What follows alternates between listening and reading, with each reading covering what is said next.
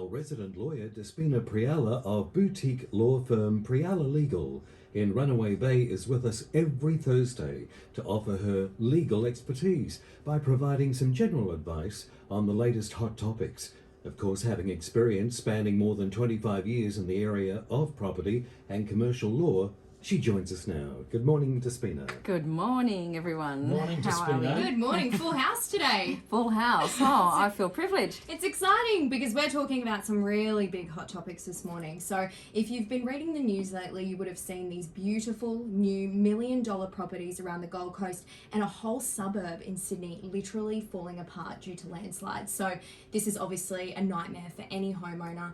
How could have they avoided this? It's terrible. I read those stories and yeah, look, it's a difficult one. We talked recently about property and contracts, and we were talking just last week about giving buyers and sellers information to do their own research and homework and empowering them with that information. So when they come to us, hopefully they already know a lot about the property that they're wanting to buy.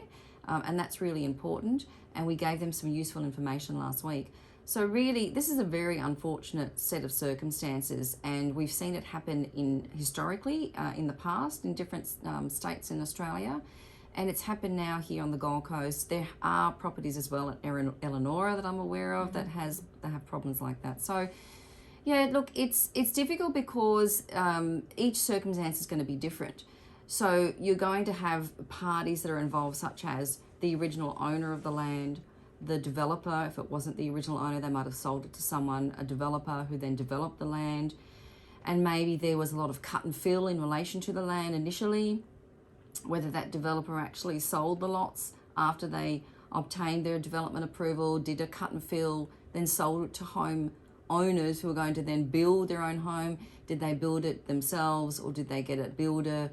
Did that builder, were they a good builder? Were they experienced? Did they get their own consultants? Did they get a geotechnical engineer? So there's a number of factors involved with this type of unfortunate, set of circumstances. You can understand how this would be an absolute nightmare.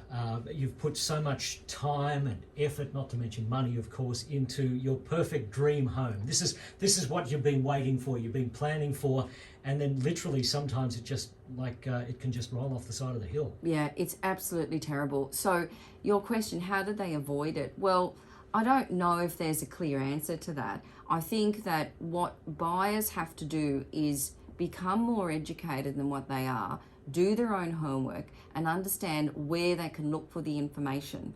So, for example, the local council records are all available online, and most of the councils have information about each property. Now, each council will differ from council to council, but for example, Gold Coast City Council has an extensive set of records for properties, and you can go online and you can actually search a number of things about that block of land or that house before even talking to any agent, because the agents won't know all of this detailed information necessarily. So we're talking about information such as overlays on the property, flood levels, bushfire risks. Is it prone to bushfire risks? Prone to land slippage? So those are the things that you can actually find online. So this information is available like 24 hours a day, and anyone can go along and have a look. Yes, so we did this recently. We had a client who was interested in a block of land at Maudsley, so close to where these houses were. And as I said last week, I think it was that, one of the things you should do is have a look on an aerial view of the property. So you can go on Google Maps, have a look at what it looks like from an aerial point of view to see if it's flat, if it's sloping, if it is sloping, how extensive is the sloping block of land, and what's surrounding it. So like bushfires, if there's bushfires look like it's prone to bushfires. So are there a bunch of trees? Is it forest or surrounding the lot? So this particular client, we actually went online, looked at the block of land, saw it was sloping, told them that. Of course they knew that, but what they didn't know is that when we went on to council, we actually saw on the website that it had a moderate risk of land slippage. That's what council already identified the lot as having. So you can have a low risk, moderate or high risk in terms of land slippage. It was already identified as a moderate risk for land slippage, so they actually decided not to buy it. And you actually looked on Google Earth to start with, didn't you? So that was as simple as putting it into maps and just looking at the levels there. Yep, exactly right. So, and that's just looking at it, as you say, from a visual point of view. What does the lot look like? Then you should obviously go and drive to the lot, walk on the lot if you're permitted to with an agent, and actually have a look. The other thing that I told this client that's really important is when you're dealing with soil and land and what's underneath it, nobody knows what's underneath it, and nobody knows what the land might have been cut and filled with and what the existing material is under the land. And I'm not an engineer, but I do know that if you have a block of land that you're looking at, that you want to know, okay, how can I build? What type of house can I build? What's the land like? What's the soil like? You need to talk to a geotechnical engineer, and you need to pay them to actually do a report. Now, I'm not talking $300-400. I'm talking spend a couple of thousand or so, get the proper report done by someone who's experienced in that area, so you can have that information to walk away and say, okay, well, do we want to buy this block of land or not, or do we need to do more research? And so it's certainly worth paying money for. Compared to Great possibly buying a block of land that, in 5-10 years' time is going to have land slippage. Yeah, losing your $1 million property. And this case in Sydney, because it's a whole estate, so there's thousands of owners complaining, and now it's going to the Supreme Court, which is obviously very serious. And I found this so interesting. So that council supposedly said they lost their files, which contained information on how the land was filled and compacted. Lost their files, really? Just That's so happened interesting. to misplace an important document. Are they guilty? To me, that sounds so bad. Yes, it does, and I don't know who might have made that comment, but I'm sure council will perhaps deny that. Maybe it was from council, I don't know. I believe it was from the real estate or the developers, I think. When they approached, they said, sorry, we lost it. Yeah, it's convenient, isn't Doesn't it? sound good. Yeah, No. well, council are required to keep records for a certain number of years, like we all are, We all in are, relation yeah. to tax records and other records that we have to keep for, insurers and the like. So it's an interesting comment to make. But this scenario, as I said from the beginning, would be very messy because you've got council who will undoubtedly put their hands up and say, well, we're not liable because we didn't own the land. You went and did all the work. You got to, there's a developer, there's a builder, there's a geotechnical engineer or some other consultant that did all the, the inquiries and searches and did the reports and testings, and sure, you presented it to us, but it's your report.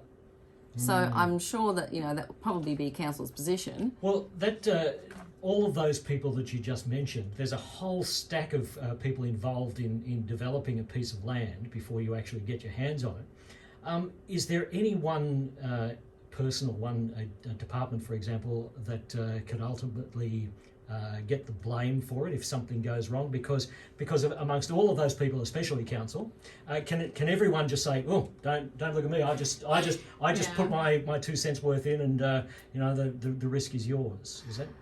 Unfortunately, what will happen and what has happened in the past with matters that end up in litigation is that everybody blames everybody else. Yeah, exactly. So you have the developers blame the builders, the builders will blame the developers, the builders will then also blame the surveyors will go back to the builders, and then there's an engineer somewhere as well in Floating the mix, around. and that engineer will also get blamed. So they start to blame each other, but it all gets sorted out in the wash, so to speak. So it's going to come down to records, evidence, what they can produce, what they can prove in a court of law as well, and that's not always exactly perhaps what may have happened.